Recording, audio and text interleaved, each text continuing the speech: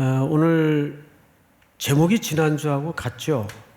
지난주는 사실 3장 전체에 초점이 많아요. 그러다 보니까 충분히 본문의 의도를 다 다루질 못해서 오늘까지 두 차례에 걸쳐 말씀을 좀 살펴야 3장 전체의 내용이 소개될 것 같습니다. 그래서 제목이 그 터 위에 단을 세우다. 두 번째 시간인데 본문도 그래서 지난주와 좀 겹쳐집니다. 오늘 초점은 하나하나 둘 정도 이렇게 나누어질 것 같습니다. 이제 바벨론 포로들이 돌아왔어요. 돌아와서 제일 먼저 한 일이 뭐라고 했죠? 예배를 회복하는 것이라고 말씀을 드렸습니다. 그래서 아직 성전의 기초도 놓아지지 않았는데 그들은 아무것도 없는 벌판에다가 제단을 먼저 만들어 놓고 거기서 예배를 드려요. 과거 이스라엘 백성들 같으면 이건 있을 수 없는 일입니다. 항상 과거에는 화려한 성전에서 제대로 갖추어진 모든 형식과 질서 속에서 예배를 드렸죠. 그런데 40년의 예배가 끊어지고 중단된 혹독한 포로 생활 속에서 그들은 예배에 목이 말랐고 이 예배가 우리 삶 속에 얼마나 중요한가를 깨달으면서 돌아오자마자 처음으로 드린 것이 예배 회복입니다.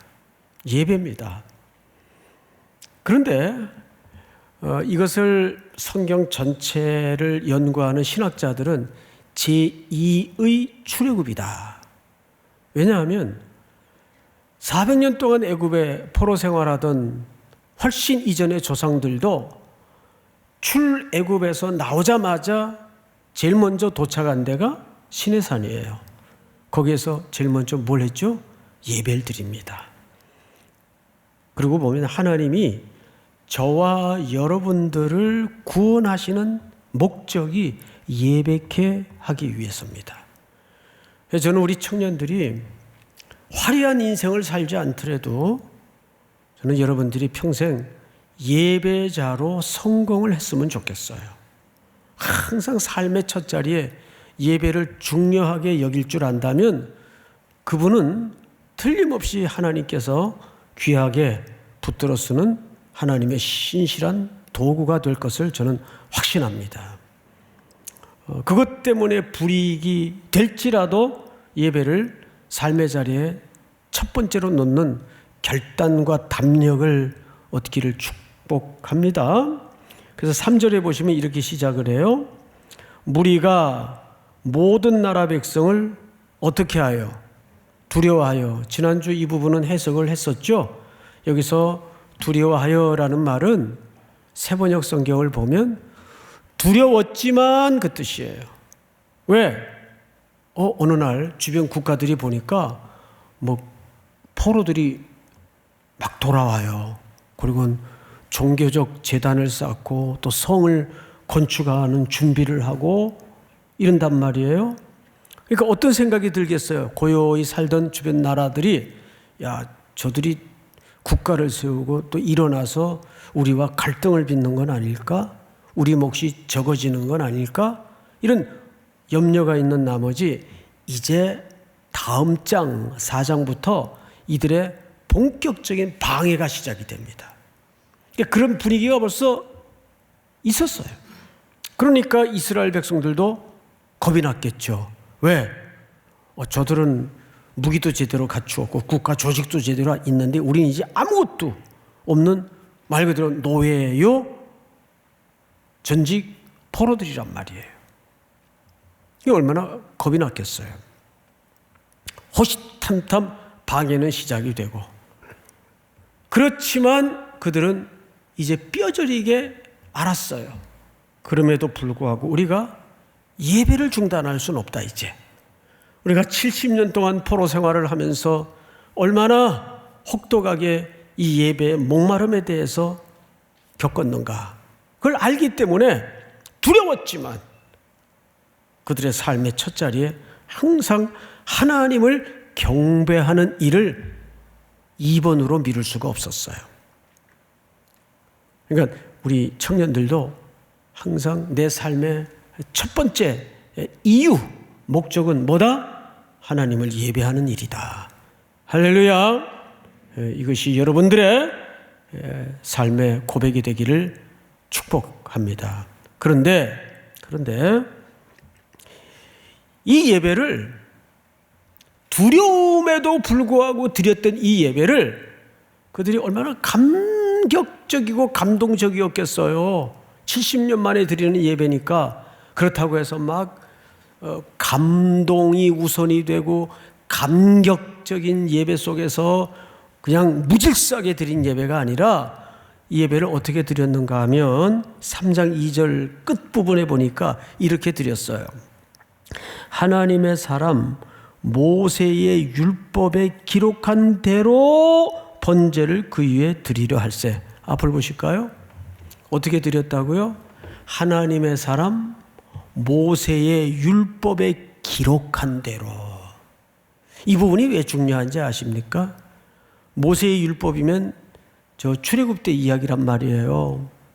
제가 이번 주간에 이 본문을 준비하면서 책을 읽다가 미국의 필라델피아에 있는 웨스트민스터 신학교라는 좋은 신학교가 있어요. 거기에 재직하셨던 마크 스트롬이라는 교수님이 책을 하나 쓰셨는데 그 책 제목이 성경의 교향곡이라는 책이에요. 영어에 보면 심포니라고 돼요. 심포니 오브 바이블인가요? 성경의 교향곡이라고 번역을 했어요. 그 책을 쭉 읽다가 제가 가슴팍을 한 대 퉁 맞은 느낌의 문장을 하나 발견했어요. 그분이 그 글 속에서 자문자답하는 형식으로 글을 썼는데 이렇게 본인에게 물은 거죠. 아니, 읽지도 않을 걸 뻔한 성경을 굳이 수천 년에 걸쳐 수많은 사람들에 의해서 뭐하러 기록해 했을까? 이게 이제 그분의 독백 같은 질문이에요. 그렇잖아요. 요즘은 옛날하고 달라서 많은 번역본이 있고 또 이제 이 스마트폰만 있으면 언제든지 성경을 접할 수 있는 그런 시대란 말이에요. 그래서 우리 청년들 스마트폰 이렇게 들여다보고 있으면 성경 읽나 보다. 그리고 이제 견눈질을 해보면 토트넘 경기 일정이 언젠가 오늘 밤 8시 이런 거 들여다보고 있어요. 다음 마지막 38라운드는 언제 하나 노리치하고 하는데 이러면서 제가 그걸 다 들여다보고 있으니까 저도 이런 스마트폰을 통해서 EPL에 관심이 많은 분들은 다 아시잖아요. 그런 거 본단 말이에요. 돌아다니는 짤 보고 키득키득거리고 또 우리 애들한테 또 그거 보내주고 그리고 장렬하죠. 이 성경은 안 읽단 말이에요. 성경은 물론 뜨문뜨문 감동스러운 장면도 있어요. 뭐 듣나 보면 성경 듣고 있어요. 그런 경우도 있지만 대부분 잘 안 읽잖아요. 잠 안 올 때 읽는다면서요. 바로 취침에 들어간대요. 그러면 그래도 잠 안 올 때 성경 생각하는 것만큼 또 기특하죠. 그런데 수천 년 전 사람들은 사본이 돌아다니길 해요. 뭐예요? 없잖아요. 아무것도. 예수님 시대만 해도 사람들이 회당에나 가서 그것도 자기가 성경을 읽는 게 아니라 읽어주는 성경을 그냥 잠깐 듣고 그냥 또 집에 와서 한 주 사는 거 아니에요. 근데 그런 성경을 읽지도 않을 성경을 왜 하나님은 굳이 수천 년 동안 수많은 사람들에 의해서 기록했는가? 그건 이런 대답을 해요. 그것은 이 성경을 읽으라는 게 첫 번째 목적이 아니었다. 다시요, 이 성경을 읽으라는 게 첫 번째 목적은 아니었다. 물론 성경을 읽어야죠. 모든 성경은 하나님의 감동으로 된 것으로 교훈과 책망과 바르게 함과 의로 교육하기에 유익하니. 맞죠? 이 말이. 그 말을 읽으란 얘기 아니에요. 그런데 그것이 1차적인 목적이 아니다 그 말이에요. 그러면 1차적인 목적이 뭘까요? 이렇게 반복해서 실패하고, 이렇게 하나님 앞에서 거듭 넘어지고 죄에 빠지고 반항하고 불신앙하고 우상숭배에 빠졌던 인생들임에도 불구하고 하나님이 버리지 않고 포기하지 않으시고 하나님이 이스라엘 백성들에게 하셨던 그 언약을 어떻게 성실하게 신실하게 자비를 가지고 하나님의 선하심으로 끝까지 사랑하시고 포기하지 않고 지켜내시는가를 보라 그 말이에요. 그러니까 성경에서 배우는 거는 1차적으로 뭘까요? 하나님이 우리를 얼마나 사랑하시는가를 배우라는 얘기예요. 그게 성경 기록의 목적이에요. 그래서 이 제단도, 이 예배도 즉흥적으로 자기 감동되는 대로 이렇게 드리는 예배가 아니라 하나님의 사람 모세가 율법에 기록한 대로, 이 말은 사실상 이런 뜻이죠. 언약을 따라 그 언약에 신실하셨던 하나님의 사랑에 매여서, 하나님이 70년 동안 하나님을 배반하고 불목해서 포로로 던져져 있던 죽어마땅한 우리들을 여전히 포기하지 않으시고 다시 황폐한 옛토로 돌아오게 하셔서 하나님을 경배하는 하나님의 백성으로 다시 불러앉히셨구나. 그걸 오늘 이 예배를 통해서 감격하고 감사하고 찬양을 드리는 거예요. 그래서 하나님의 사람 모세가 율법에 기록한 대로 예배를 드리는데, 두 번째 성경을 잘 보세요. 3절 무리가 모든 나라 백성을 두려워하여 제단을 그 터에 세우고 그랬어요. 자, 이제 앞을 보실까요? 오늘 중요한 주제가 나왔어요. 그 터 위에 세우고. 오늘 설교 내용에 다 다른 건 잊어버려도 좋은데 이 터라는 주제만은 잊어버리지 마세요. 터가 중요해요. 그러면 우리 송 목사님도 그 풍수지리 뭐 이런 거 믿나 보다. 예? 저는 풍수지리 안 믿어요. 뭐 기독교인들 가운데도 풍수지리는 목사님 그 우상숭배가 아니고 그 과학적인 것이고 그 일리가 있는 것입니다. 이렇게 또 우기는 분들도 있더라고요. 뭐 그분 우기는 거에 대해서 제가 뭐 왈가불가할 주제는 아닌데 저는 어쨌든 안 믿습니다. 사주팔자 안 믿습니다. 오로지 성경만 믿어요. 자, 그런데 터가 왜 중요할까? 지금부터 이 터는 새로운 장소를 택해서 제단을 쌓은 터가 아니고, 옛날에 이 성전이 무너지고 그 무너지기 전 성전에 있던 단이 있던 자리예요. 그러니까 무너진 그 터 위에 다시 그 터 위에 그랬어요. 그 터 위에 다시 단을 세운 거예요. 그러면 그 터가 뭐 이렇게 중요한가? 지금부터 배경 설명을 할 텐데 집중해서 자막에 올라오는 본문을 저하고 한 절 한 절 교차적으로 읽어가면서 설명을 들어가면서 이렇게 좀 집중해 주시기 바랍니다. 역대상 21장을 좀 띄워주세요. 역대상 21장. 네, 사탄이 일어나, 죄송합니다. 사탄이 일어나 이스라엘을 대적하고 다윗을 어떻게 했죠? 충동하여 이스라엘을 뭐하게 하니라? 인구조사를 시킨 거예요. 이때는 다윗 왕국이 최고로 상승기에 있었고 다윗 어깨에도 뽕이 잔뜩 들어가 있었어요. 어깨에 힘이 빡 들어가 있었어요. 이야, 이제 우리나라 대단해졌다. 근데 그때 사탄이 슉 하고 들어간 겁니다. 충동을 한 거예요.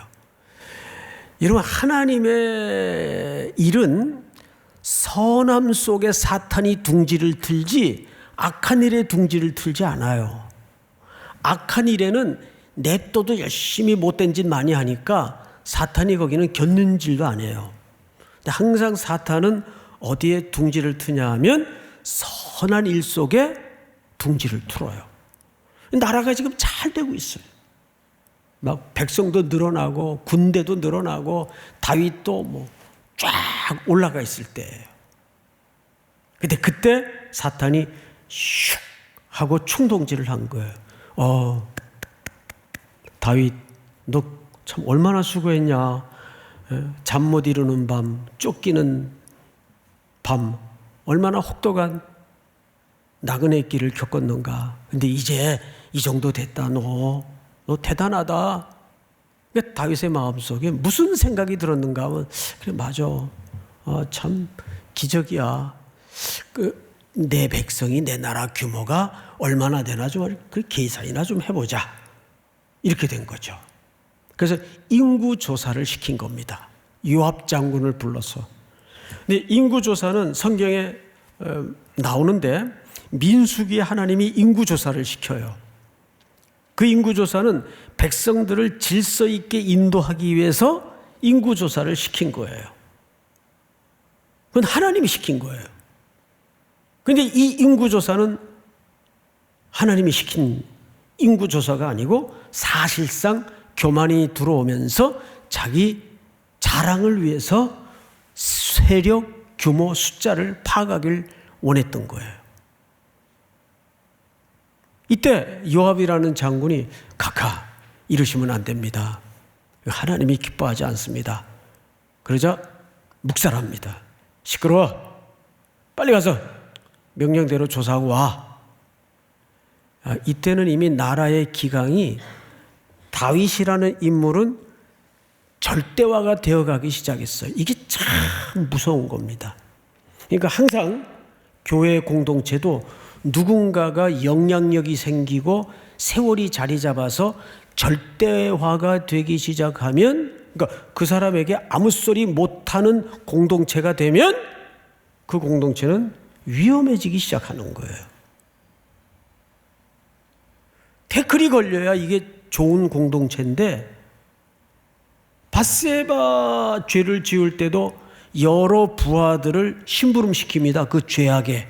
그런데도 어느 부하 하나가 말을 못해요. 그냥 들렁들렁 왔다 갔다 심부름을 해줍니다. 그 이미 나라가 맛이 갔다는 얘기예요. 그러니까 죄가 일어나잖아요. 그 죄로 다윗은 파란 많은 생을 보내지 않습니까? 이게 오늘 이 본문에서도 요압이 반대를 해요. 그러시면 안 됩니다. 그런데 다윗이 시끄러워. 빨리 갔다 와. 인구조사를 해갖고 옵니다. 이 일이 하나님에게 무서운 교만이 됐어요. 그래서 하나님이 징벌을 합니다. 어떻게 하는가 잘 보세요. 자, 자막을 띄워주세요. 가서 다윗에게 말하여 이르기를, 여호와의 말씀이 내가 네게 세 가지를 내어 놓으리니, 여기서 제가 사과의 말씀을 드리는 것은 1부, 2부, 3부에 두 가지만 얘기를 했어요. 예. 잘못 착각을 하고. 그래서 1부, 2부, 3부 드렸던 성도님들에게 깊은 사과의 말씀을 드립니다. 죄송합니다. 세 가지 하나님이 옵션을 내놨어요. 세 가지 옵션. 첫 번째, 내가 그것을 네게 행하리라 하셨다 하라 하신지라. 자, 다음 절. 갓은 이 쓰는 갓이 아니고 선지자 이름이에요. 갓이 다윗에게 나아가 그에게 말하되, 여호와의 말씀이 너는 마음대로 택하라. 다음 절. 다 같이 시작. 혹 3년 기근이든지 혹 내가 석 달을 적군에게 패하여 적군의 칼에 쫓길 일이든지 혹 여호와의 칼 곧 전염병이 사흘 동안 이 땅에 유행하며 여호와의 천사가 이스라엘 온 지경을 멸할 일이든지라고 하셨나니 내가 무슨 말로 나를 보내신 이에게 대답할지를 결정하소서 하니. 자, 앞으로 한 절만 돌려보실까요? 예. 자, 여기 세 가지 옵션을 하나님 내밀죠. 자, 3년 기근으로 할까, 석 달 쫓김을 당할까, 사흘 전염병으로 칠까. 이 중에서 네가 원하는 대로 택해라. 너 벌은 받아야 돼. 다윗이 국리를 하다가 뭐 어쨌든 그래도 짧은 게 좋지. 그리고 사흘 옵션을 택합니다. 예? 자기가 쫓기는 생활을 해봤거든. 그게 보통 어렵고 마음이 공고한 일이 아니라는 걸 알기 때문에 석 달 못해. 3년 기근, 내가 그래도 왕인데 3년 동안 온 나라에 기근이 오면 이건 나라가 완전히 거덜이 날 텐데 기간이 짧은 게 좋겠다. 전염병 지가 번져봐야 얼마나 번지겠냐. 그래서 제일 짧은 사흘로 결정을 합니다. 그런데 몇 명이 죽죠? 7만 명이 죽어요. 나중에 여러분 성경을 찾아보시면 7만 명이 죽어요. 그리고 이제 벌을 받습니다. 근데 벌을 받는데 벌을 받는 건 받는 거고 하나님 앞에 속죄 제사를 드려야 돼요. 그래서 그 속죄 제사 드리는 다음 장면을 좀 보도록 하십시다. 여호와의 천사가 갓에게 명령하여 다윗에게 이르시기를, 다윗은 올라가서 여부스 사람 오르난의 타작마당에서, 여러분 타작마당이라는 것은 뭐죠? 알곡과 가라지를 구분하는 농사의 현장 아니겠어요? 타작마당에서 여호와를 위하여 제단을 쌓으라 하신지라. 이에 갓이 여호와의 이름으로 이런 말씀대로 다윗이 올라가니라. 다윗이 그 말을 듣고 오르난의 타작마당에 제단을 쌓기 위해서 올라갑니다. 그때에 오르난이 밀을 타작하다가 돌이켜 천사를 보고 오르난이 4명의 아들과 함께 숨어요. 이게 무슨 얘기냐 하면, 고대 사람들은 영적인 존재를 직접 보면 죽는다는 이해를 갖고 있었기 때문에 영의 존재가 나타나니까 죽을까 봐 숨어요. 다음 절 다 같이 시작. 다윗이 오르난에게 나아가매 오르난이 내보다가 다윗을 보고 타작마당에서 나와 얼굴을 땅에 대고 다윗에게 절하매. 보니까 그 위에 왕이 올라온단 말이에요. 자기네 타작마당으로. 이거 얼마나 기겁을 했겠어요. 그래서 이제 엎드려 절을 하는데 다윗이 넌지시 얘기를 합니다. 다음 절. 다윗이 오르난에게 이렇게 얘기를 해요. 타작하는 곳을 내게 넘겨주시오. 나는 상당한 값으로 내게 지불을 할 테니까 걱정하지 말고, 내가 그냥 뺏는 거 아니니까 내게 넘겨주시오. 내가 여호와를 위하여 여기 한 제단을 쌓으리니 그리하면 전염병이 백성 중에서 그치리라 하니. 아직도 전염병이 창궐하고 있었던 것 같아요. 이 말을 듣고 오르난이 아주 착한 사람이었어요. 다음 절 한번 여러분 읽어보세요. 시작. 오르난이 다윗에게 말하되 왕은 취하소서. 내 주 왕께서 좋게 여기시는 대로 행하소서. 보소서, 내가 이것들을 드리나이다. 소들은 번제물로, 곡식 또는 기계는 화목으로, 밀은 소제물로 삼으시기 위하여 다 드리나이다 하는지라. 이게 무슨 얘기냐 하면, 아유 됐습니다. 그 값이라뇨. 이게 지금 나라 이 전염병을 가라앉히자고 하는 제사고, 또 왕이 나라 일을 위해서 제게 요구하는 건데 내가 이거 돈을 어떻게 받습니까? 아이 그러면 안 됩니다. 그냥 가져. 다 드릴 테니까, 재물까지 다 제공할 테니까 그냥 가져가십시오. 그러면 웬만한 사람 같으면 역시 복 받을 자이구나. 내가 너를 위해서 이만큼 값어치 기도해 줄게. 이런다든지 할 텐데, 이 오르난이 이런 제안을 했음에도 불구하고 다윗이 펄쩍 뛰어요. 이렇게 하면 안 됩니다. 다음 절 다윗의 이야기를 좀 들어보세요. 다윗 왕이 오르난에게 이르되 그렇지 아니하다. 내가 반드시 상당한 값으로 사리라. 내가 여호와께 드리려고 네 물건을 빼앗지 아니하겠고 값 없이는 번제를 드리지도 아니하리라 하니라. 이제 조금 혼이 난 다음에 정신이 제대로 돌아온 것 같아요. 다음 절 다 같이 시작. 그리하여 다윗은 그 턱값으로 금 600세겔을 달아 오르난에게 주고 여호와를 위하여 제단을 쌓고 번제와 화목제를 드려 여호와께 아뢰었더니 여호와께서 하늘에서부터 번제단 위에 불을 내려 응답하시고 네, 드디어 하나님이 용서의 응답이 불로 임했어요. 그리고 번제단의 제물을 다 태우셔서 받으셨습니다. 이때 이게 21장 얘기거든요. 저는 자막은 아직 준비를 안 했지만 22장을 여러분 나중에 보시면 다윗이 1절에 이런 고백을 터뜨립니다. 이는 하나님의 성전이요 이는 이스라엘의 번제단이로다. 예? 이는 하나님의 성전이요 이는 이스라엘의 번제단이로다.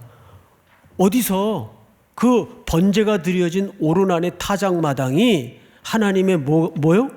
성전이요. 여러분 성전이 여기 지금 있어요 없어요? 없어요.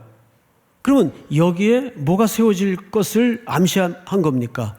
성전이 세워질 것을 암시한 거고 그 성전에 당연히 번제단이 갖추어질 것을 암시하는 거예요. 그런데 과연 어떻게 됐을까요? 우리 역대하 3장 1절로 가봅니다. 자, 읽기 전에 앞을 보세요. 다윗은 역사의 무대 뒤로 사라지고 그 아들 솔로몬이 왕이 됐어요. 다윗은 성전을 결국 짓지 못했죠. 아들 솔로몬이 자, 다 같이 시작. 솔로몬이 예루살렘 모리아 산에 여호와의 전 건축하기를 시작하니 그곳은 전에 여호와께서 그의 아버지 다윗에게 나타나신 곳이요 여부스 사람 오르난의 타작마당에 다윗이 정한 곳이라. 아주 여러분 요즘 표현으로 소름 끼칠 본문입니다. 솔로몬이 다윗이 죽고 나서 모리아 산에다 하나님의 성전을 건축하기 시작합니다. 근데 거기가 어디였나 봤더니 그의 아버지 다윗에게 나타나신 곳이요 여부스 사람 오르난의 타작마당에 다윗이 정한 곳이라. 사실은 다윗이 정한 게 아니라 누가 정한 것이죠?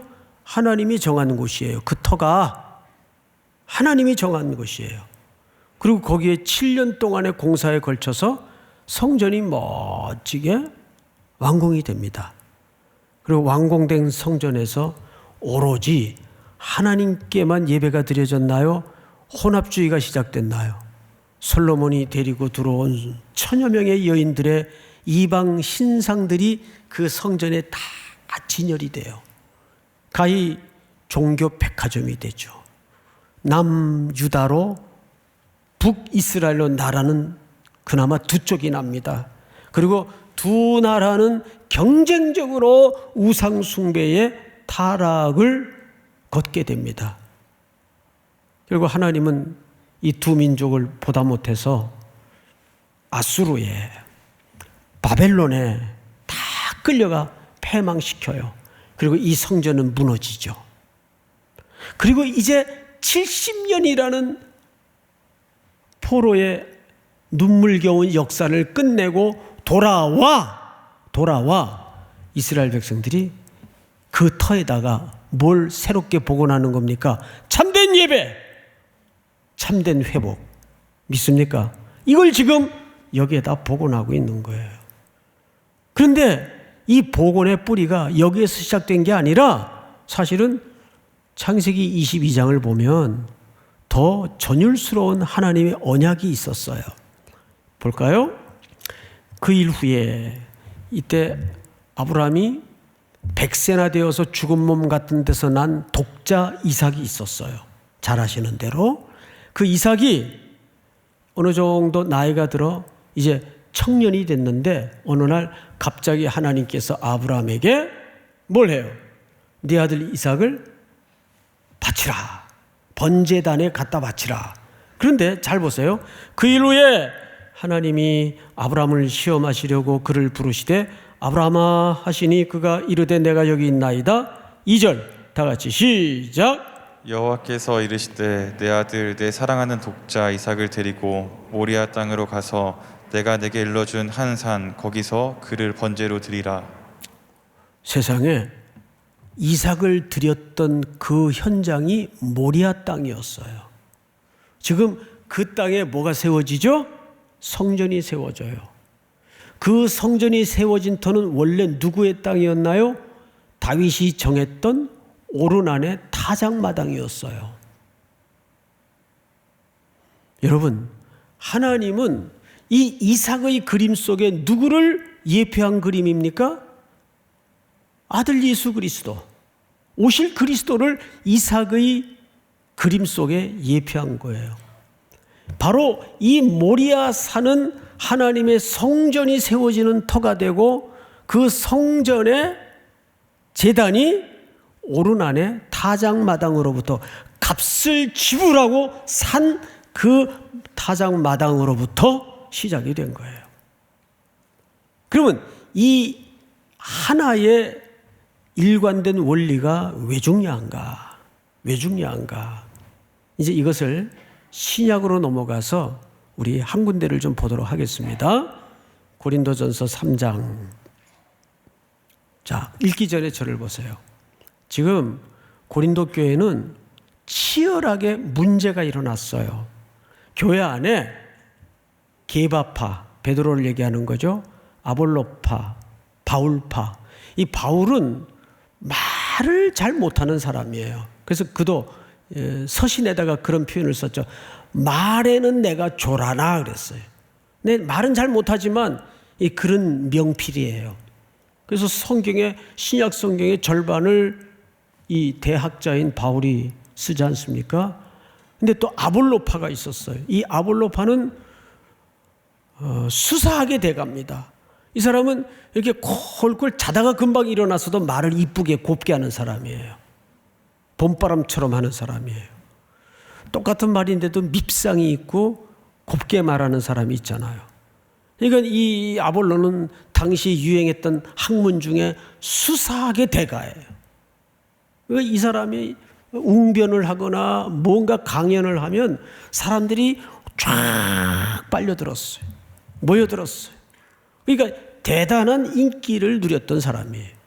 근데 교회 안에 이렇게 네 파, 게바파, 바울파, 아볼로파, 거기다 또 예수파까지 누가 만들어가지고 예를 들면 이런 경쟁이 벌어진 겁니다.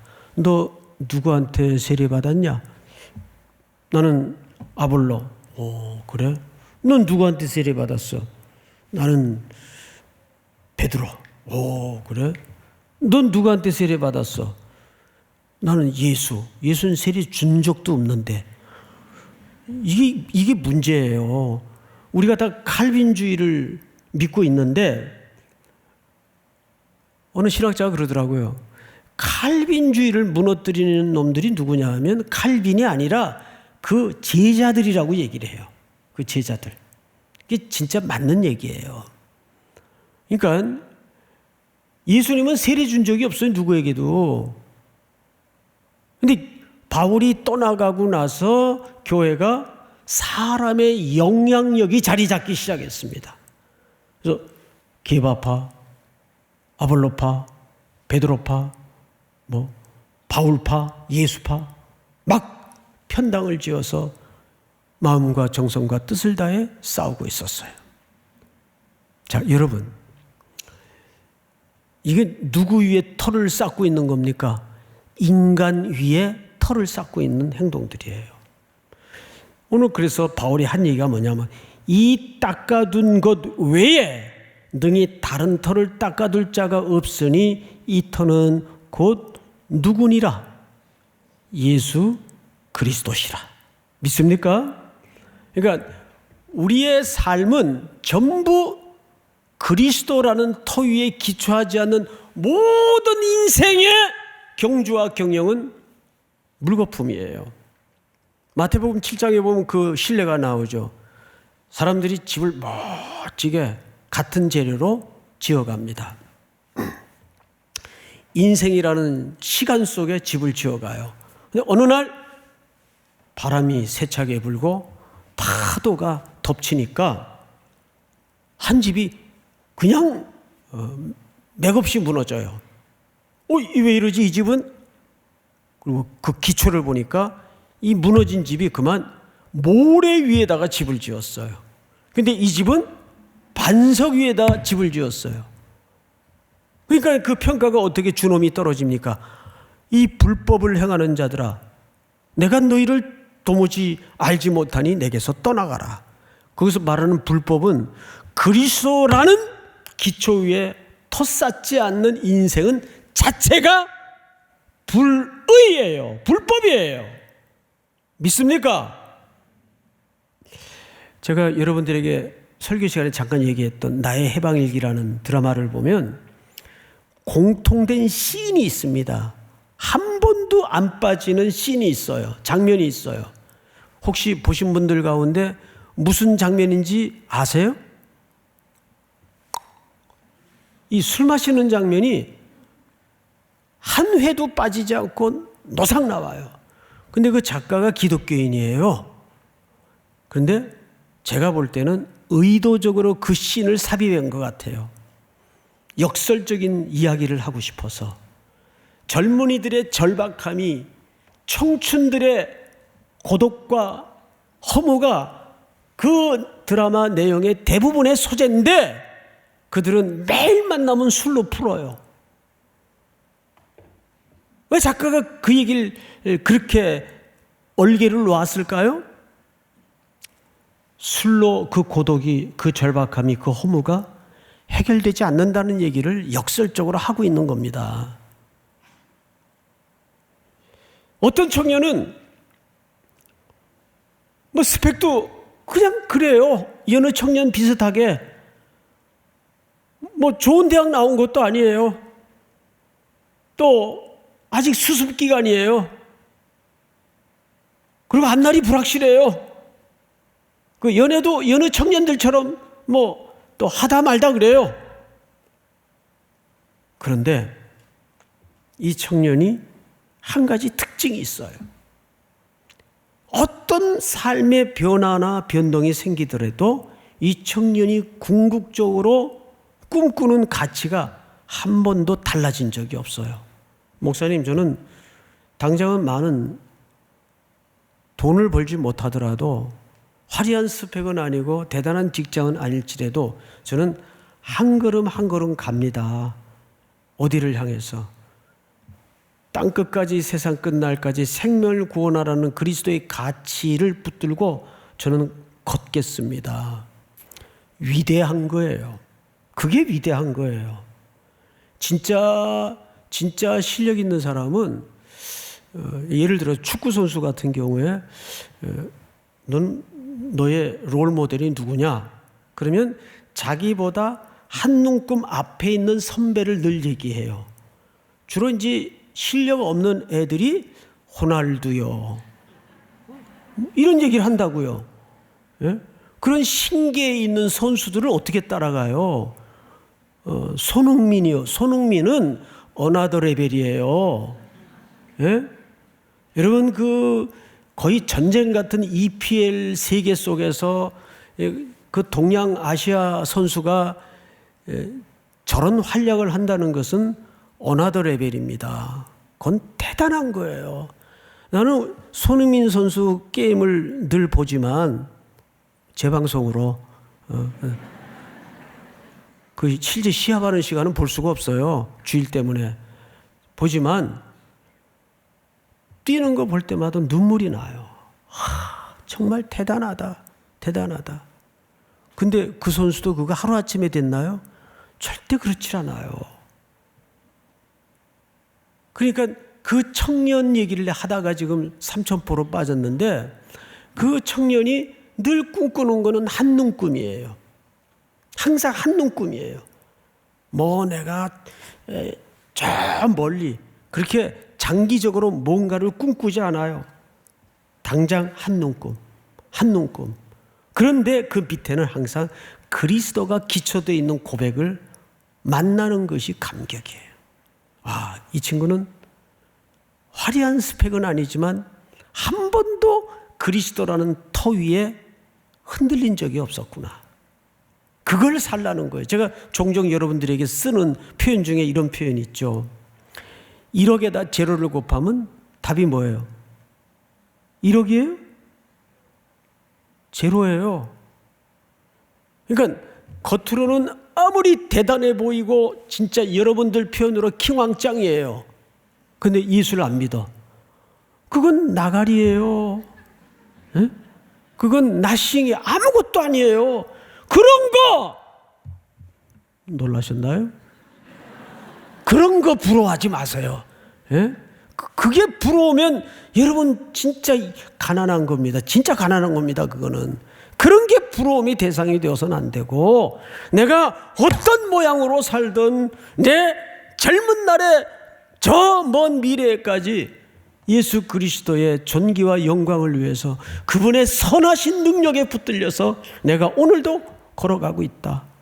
이 근본적인 기초가 흔들리지 않는다면 그게 뭐냐면 그리스도를 터로 삼는 삶의 본입니다. 믿습니까? 우리 다 일어나십시다.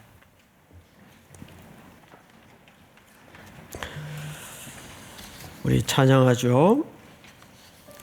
이곳에 임하신 하나님의 나라.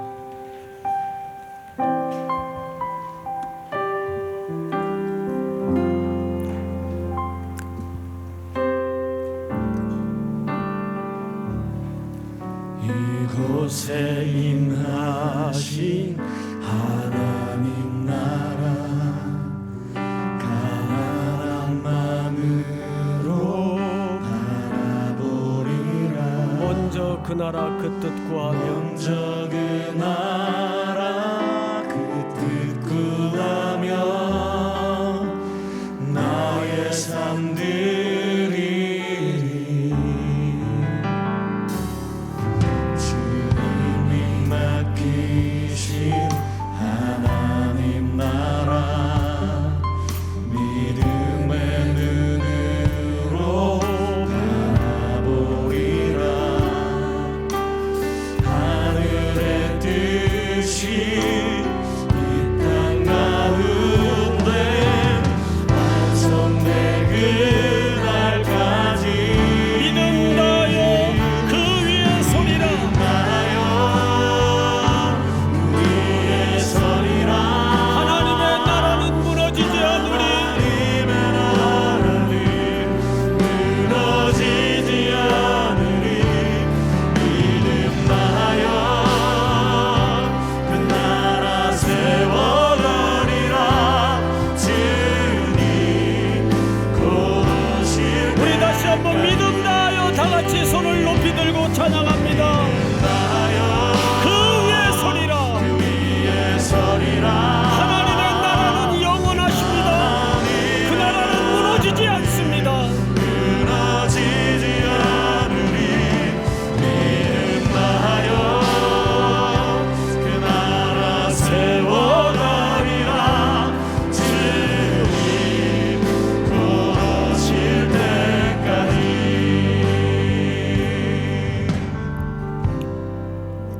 지금은 우리 구주 예수 그리스도의 은혜와 하나님 아버지의 높고 넓고 깊은 사랑하심과 성령님의 회복과 치유와 교통의 역사가 오늘 다시 한번 그리스도 터 위에 우리의 삶을 새로이 쌓기로 작정하여 점원을 나서는 사랑하고 사랑하고 사랑하는 귀한 우리 3일의 청년들, 성도들, 해외, 국내, 멀리 출타해 있는 사랑하는 가족들, 복중의 생명까지 영원토록 함께 있을지어다.